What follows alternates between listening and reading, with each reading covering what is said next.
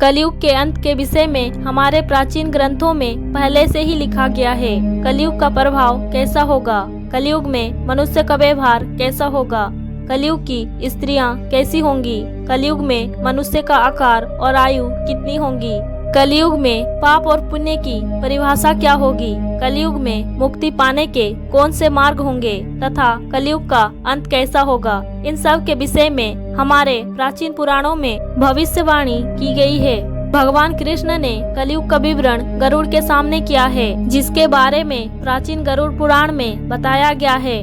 तो चलिए जानते हैं कलयुग के रहस्यों को। हिंदू धर्म में समय को युगों में गिना जाता है। इसके 4 युग होते हैं, सतयुग, त्रेता युग, द्वापर युग और कलयुग। यह युग इस बात का संकेत है कि पृथ्वी पर कौन सा काल यानी कि समय चल रहा है, और इस वक्त पृथ्वी पर कलयुग चल रहा है, जो कि 4,32,000 वर्ष का है और यह सबसे छोटा युग है। पर इस युग में धर्म और ज्ञान की बातें बहुत ही कम लोग करते हैं। इस युग में विचार शून्यता है और लोग भीड़ चाल चलकर अपना जीवन बर्बाद करते जा रहे हैं। कलयुग में ज्ञान, भक्ति और वैराग सभी का लोप हो जाएगा और लोग व्यसनों और प्रपंच में फंसकर अपनी कीमती जीवन को बर्बाद कर देंगे। कलयुग को लेकर हर व्यक्ति के दिमाग में कई तरह की बातें आती है।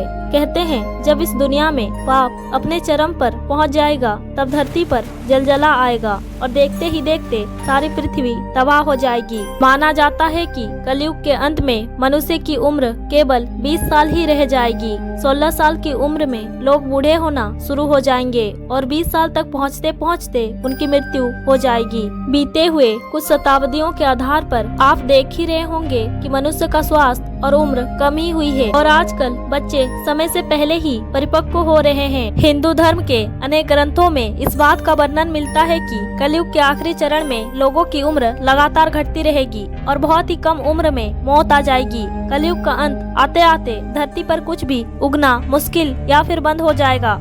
इसीलिए सारे लोग मांसाहारी हो जाएंगे। उन्हें मांस मछली खाकर ही अपना जीवन गुजारना होगा। गाय और भैंस दूध देना बंद कर देगी, जिसकी वजह से उन्हें बकरी का दूध पीना पड़ेगा। इतना ही नहीं, पेड़ों में फल फूल भी लगने बंद हो जाएंगे। इंसान धीरे धीरे नरभक्षी हो जाएगा। धीरे धीरे कलयुग की तरफ बढ़ने पर महाप्रलय नजदीक आ जाएगा और इस बात का वर्णन गीता और महाभारत में भी किया गया है।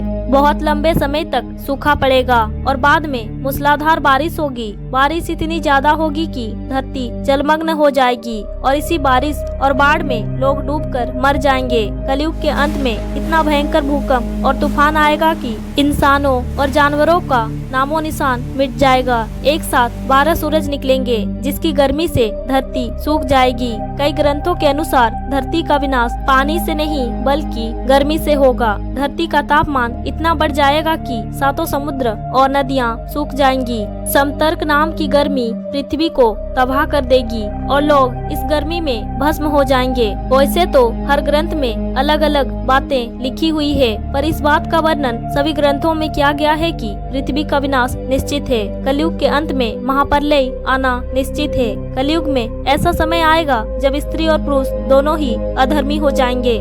स्त्रियां पतिव्रत धर्म का पालन बंद कर देगी और पुरुष भी ऐसा ही करेंगे और कलयुग के अंत में हमारे विष्णु जी पृथ्वी पर कल की अवतार लेंगे। भगवान कल की केवल 3 दिनों में पृथ्वी से समस्त अधर्मों को नाश कर देंगे और फिर अंत में कलयुग में अंतिम समय में बहुत मोटी धारा से लगातार वर्षा होगी, जिससे चारों ओर पानी ही पानी हो जाएगा। समस्त पृथ्वी पर जल हो जाएगा और प्राणियों का अंत हो जाएगा। इसके बाद एक साथ 12 सूर्य उदय होंगे और उनके तेज से पृथ्वी हरी भरी हो जाएगी और फिर शुरू होगा दोबारा से त्रेता युग।